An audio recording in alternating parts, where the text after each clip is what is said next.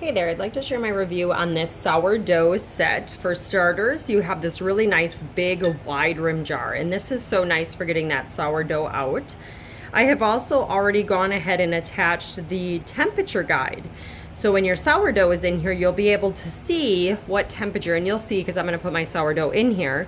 And then you can twist this band, and if you want to use this as your guide, as to where your sourdough is at. You know, whether how much it's raised or how long it's been in the jar since the last time you fed it.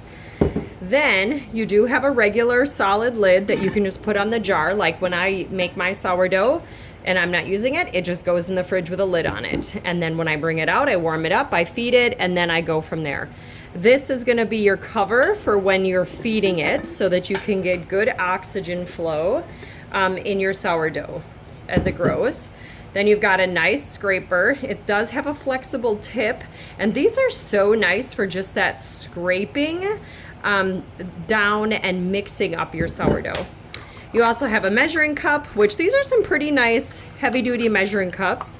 You've got everything from a cup to half a cup, third of a cup, quarter cup, and then an eighth of a cup. So depending on how much sourdough you might need, you could use those to scoop it out.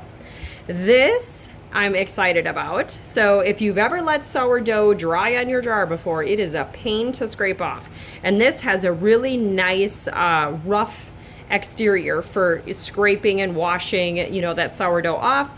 And then you've also got you could either use this as a drying cloth or just to set your sourdough on it, cloth. So let me go ahead and get my sourdough in there and show you what it looks like. I just transferred my sourdough into the new jar and set up my band and the temperature.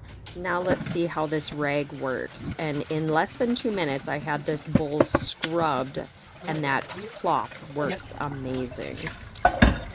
And then here I'm just kind of showing you that my sourdough is at 70 degrees and it's just starting to grow.